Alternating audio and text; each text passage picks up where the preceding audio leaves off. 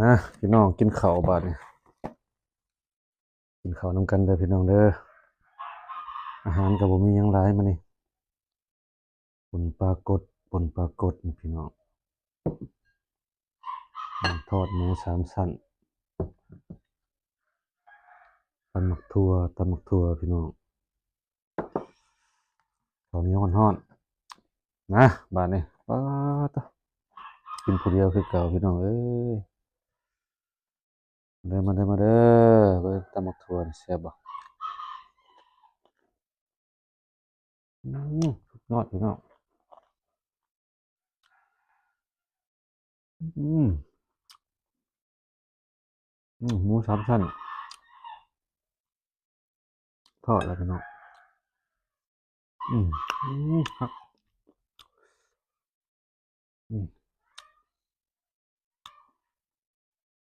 นี่ป่นปลากด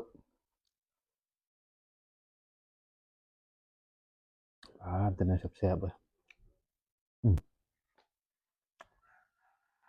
อืมครับเด้อพี่น้องเด้อ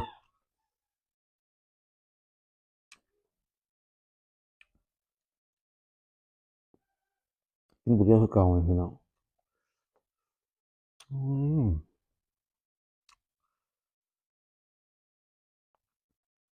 อาหารนั่น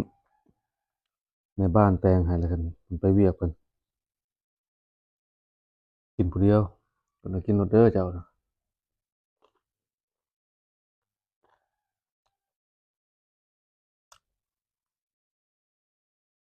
อืมครับ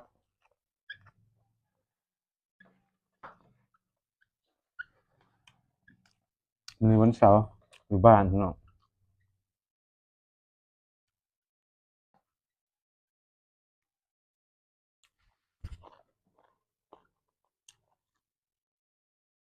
อืมแซ่บปรากฏกระตัวบักใหญ่แต่บ่มีผักลวกบ่ได้ลวกผัก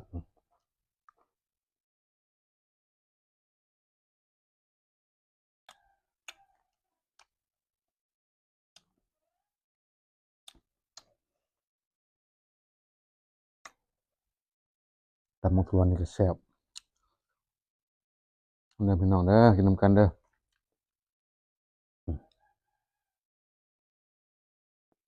อืม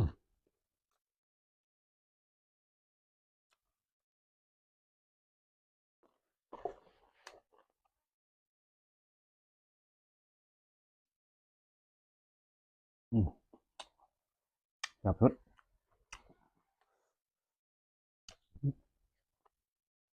อืมทอดหมูสามชั้นเข้ากันคักตำถั่วป่นปลาป่นปลากดพี่น้องตอนแต่งบ่ได้ถ่ายให้เบิ่ง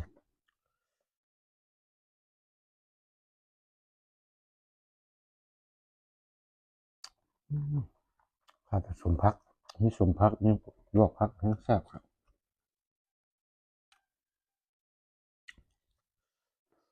อืมตำมะถั่วนี่ครับอืม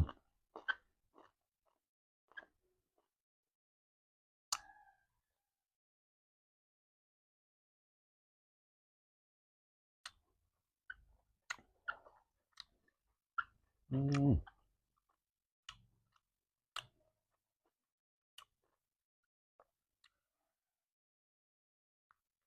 แซ่บสุด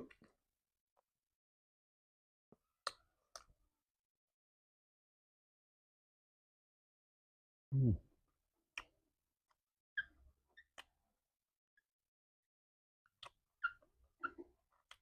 กินพอดีครับพี่น้อง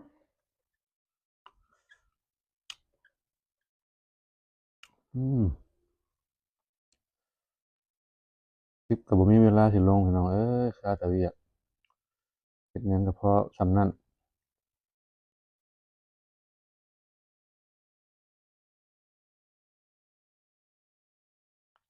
มีเวลาว่างแต่วันเสาร์วันอาทิตย์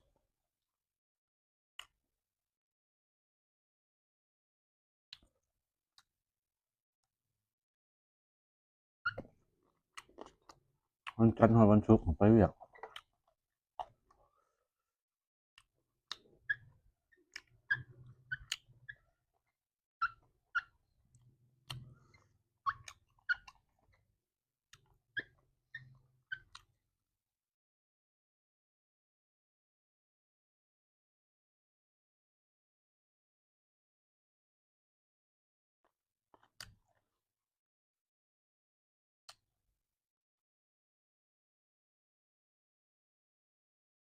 อืม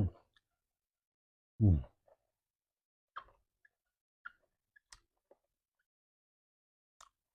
นะครับหมูสามชั้นยุกตะมุทัวเขากันขักพี่น้องครับ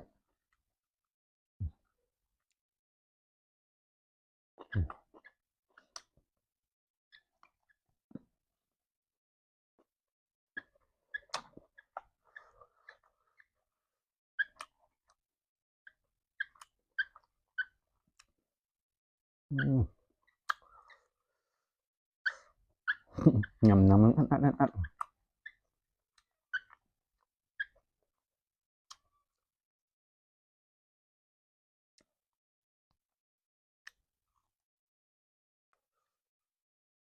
อืมอืม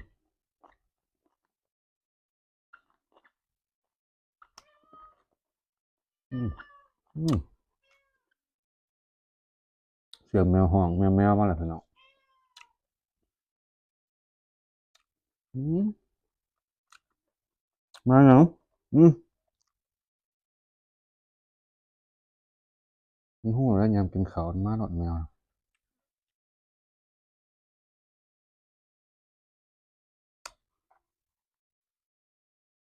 อืม